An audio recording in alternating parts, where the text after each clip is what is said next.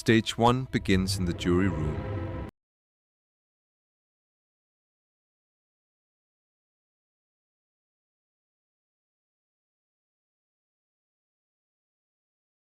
Where 12 strangers must reach a unanimous decision on a murder charge. The foreperson reviews the judge's instructions, emphasizing the burden of proof for first-degree murder. One juror questions the evidence timeline, referencing the court transcript's timestamp from the prosecution's witness. Initial votes are cast on small slips of paper, collected by the foreperson for a silent tally. You mark your first vote as guilty, feeling the pressure of the system's expectation for consensus. This single document will record the final judgment, requiring the foreperson's signature to be valid. Tensions rise as a juror changes their vote after rereading the charge definition from the instruction sheet. 3 hours into deliberation, the vote stands at 7 guilty, 5 not guilty, with no clear majority emerging. During the break, you overhear whispered arguments about reasonable doubt and the defendant's alibi. The foreperson requests a revote, emphasizing the need for a unanimous decision before the end of the day. These printed words define the legal standards that must guide every vote in the deliberation process. You argue that a key witness's credibility is undermined by inconsistencies in the transcript's speaker designations. After your argument, 2 jurors change their votes, bringing the tally to 6 guilty, 6 not guilty. A deadlock. Emotions flare as the deadlock persists, with one juror refusing to budge on the murder charge interpretation. The judge's order specifies that deliberation must continue until a verdict is reached or a mistrial is declared. Every word in this transcript was spoken under oath, forming the official record that the jury must now weigh. In the secret vote, you mark not guilty, influenced by the lingering doubt from the evidence review. The new tally shows a majority for not guilty, but unanimity is still required for a valid verdict. You try to persuade the last guilty voter by highlighting the burden of proof section from the instructions. After hours of debate, all 12 jurors agree on a verdict of not guilty for the murder charge. The foreperson's signature commits the jury's unanimous not guilty verdict to the official court record, ending the deliberation phase.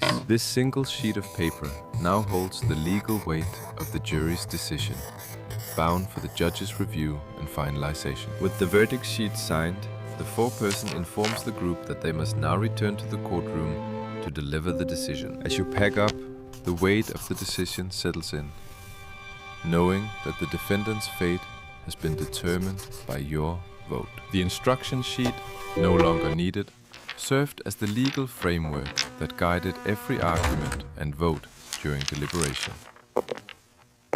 The bailiff's arrival signals that the court is ready to receive the verdict, moving the process from private deliberation to public declaration. The bailiff secures the verdict sheet in an envelope, maintaining the secrecy of the decision until it is formally announced in court. You fall into line with the other jurors, the procedural march back to the courtroom beginning under the bailiff's guidance. The case file, containing all the evidence and transcripts, will be sealed and stored after the verdict is entered into the record. Stepping into the hallway, you feel the institutional silence that precedes the formal courtroom proceedings and verdict announcement. The hallway echoes with distant legal proceedings, reminding you that your trial is just one of many in the system's daily grind. The transcript remains behind, its recorded words fixed in time, while the live verdict moves forward to impact the defendant's life. A fellow juror speculates on the defendant's response,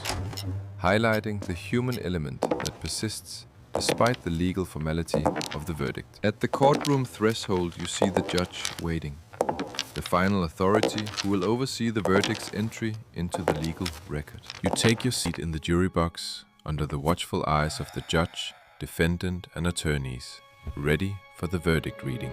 The judge's gavel sits ready to strike, marking the official moments when court proceedings begin, pause, or conclude with a ruling. The court clerk delivers the sealed verdict envelope to the judge, who will inspect it before the foreperson is called to read it. The judge examines the verdict sheet to ensure it is properly completed and signed, a procedural check before the public announcement. In the judge's hands, the verdict sheet represents the culmination of the trial, now awaiting verbal confirmation in open court. The judge authorizes the foreperson to read the verdict aloud, initiating the final phase where the jury's decision becomes public record. The jury returns to the courtroom for the formal verdict announcement under the watchful eyes of the legal system. The bailiff's call to rise marks the resumption of court proceedings, with the judge taking the bench to oversee the verdict. The verdict sheet, now signed and sealed, holds the jury's decision that will be entered into the official court record. The judge authorizes the foreperson to read the verdict aloud, initiating final step in the trial's conclusion. The foreperson prepares to read the verdict, the weight of the decision evident in their posture and grip on the paper. The jury instruction sheet remains behind, its guidelines now applied in the verdict that determines the defendant's fate. The defendant waits anxiously for the verdict reading, their future hinging on the words about to be spoken in court. The attorneys are poised to react to the verdict, prepared to raise objections or motions based on the jury's decision. The judge's gavel symbolizes judicial authority, ready to maintain order during the emotional verdict announcement. The foreperson reads the first verdict, announcing not guilty for the murder charge, which triggers immediate reactions in the courtroom. The judge uses the gavel to silence the courtroom, ensuring that the verdict reading proceeds without disruption or emotional outburst. The court transcript awaits the verdict entry, documenting this moment for the permanent legal record of the trial. The defense attorney shows relief at the not guilty verdict, while the prosecutor remains professional, assessing the outcome. The foreperson reads the second verdict, finding the defendant guilty of manslaughter, adding complexity to the trial's conclusion. The case file is set aside temporarily, as the live verdict announcement overrides the documented evidence and transcripts. The judge orders the clerk to officially record the verdict, making the jury's decision part of the court's permanent files. The bailiff ensures security as the verdict is read, watching the defendant closely for any signs of disturbance or emotion. The jurors observe the verdict reading, their collective decision now being formalized in the courtroom setting. The foreperson completes the verdict reading and returns the sheet, concluding the jury's active role in the trial process. The judge thanks the jury and informs them of discharge, marking the end of their duty after the verdict is entered. The trial concludes with the verdict recorded, and the jury now faces discharge and reflection on their pivotal decision. The judge finalizes the discharge order, officially releasing the 12 jurors from service after the murder trial verdict. The discharge order is filed with the case documents, marking the end of jury duty in the official legal archive. The bailiff escorts the jurors from the courtroom, their role complete, as they exit under the watchful eyes of court staff. The jury room is abandoned, with only procedural traces left behind from hours of deliberation on the murder charge. Jurors retrieve belongings from court-provided lockers, maintaining a composed silence as they process the weight of their guilty verdict. The foreperson hands back the jury instructions, concluding the panel's use of legal guidelines for the manslaughter conviction. The court transcript now includes the verdict entry, permanently documenting the jury's decision for future legal reference. One juror hesitates at the doorway, reflecting on the judicial authority symbolized by the gavel used during verdict reading. The bailiff secures the jury room, signaling the end of deliberations and the start of post-trial administrative cleanup. The courtroom empties as the legal system transitions from live trial to archival mode after the verdict announcement. The clerk archives the signed verdict sheet, ensuring the murder trial decision is stored for potential appeal or review.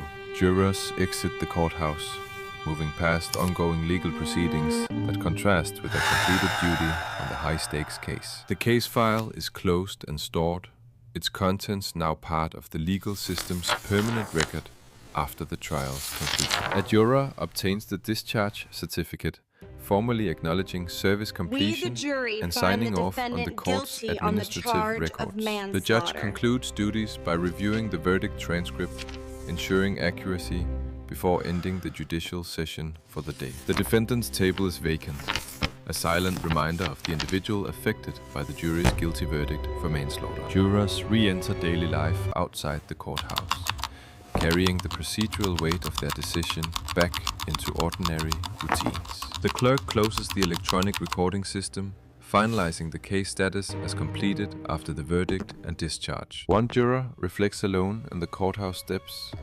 pondering the system's reliance on their vote in the murder trial aftermath. You carry the discharge certificate away from the courthouse, leaving the procedural weight of the murder trial behind in the urban noise. The discharge certificate bears the court's official seal, a tangible reminder of your completed jury duty in the high-stakes case. Another juror acknowledges you with a nod, a silent connection forged through the tense deliberation room and verdict sheet signing. The courthouse recedes from view as you ride public transit, the mundane routines contrasting with the jury's decisive vote on manslaughter. The case file is stored in the archive, its docket number now part of the legal system's permanent records after the verdict. The clerk finalizes the case status in the electronic system, marking the murder trial as completed with the guilty verdict recorded. You set aside the jury duty notice at home, the document now a relic of your role in the system's verdict process. The jury room stands vacant,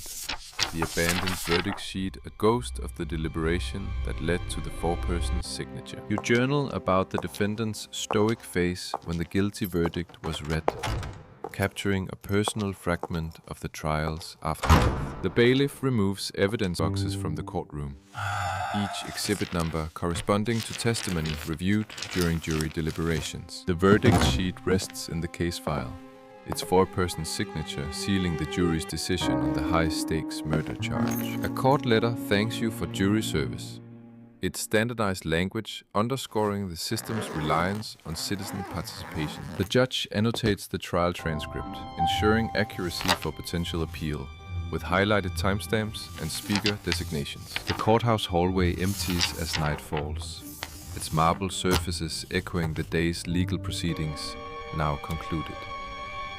You share snippets of the trial with family, the conversation limited by confidentiality rules from jury instructions. The administrator archives the jury logbook, containing your signature and discharge details from the murder trial service. The courthouse clock tracks time elapsed since the verdict reading, its steady ticks mirroring the system's procedural continuity. You struggle to focus at work, haunted by the deliberation room's tense atmosphere and the final vote on the verdict sheet. The case file is digitized for electronic storage, its contents preserved in the system's database after the trial's closure. You encounter media coverage of the case, reflecting on how your jury vote influenced the public narrative of the verdict. The aftermath stage begins as you are discharged from jury duty and the system processes the verdict's finality. The judge formally discharges you from jury duty, thanking you for your service in the high-stakes murder trial deliberation.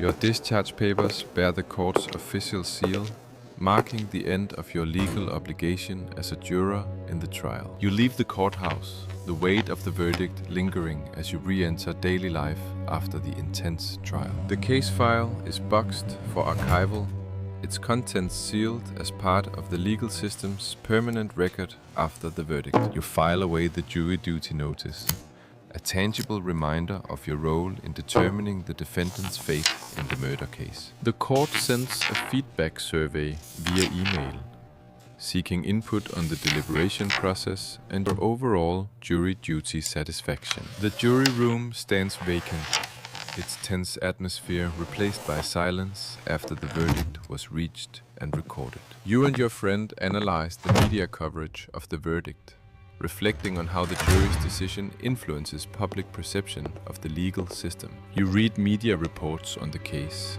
seeing how the verdict is portrayed in public discourse and news coverage. The verdict sheet rests in the archive, its decision permanently recorded for future legal reference and potential appeal processes. During a walk, you contemplate the impact of your jury decision on the defendant's life and the broader justice system. A court thank you card arrives, acknowledging your civic duty with standardized but appreciative language for your jury service. Time elapses since the verdict.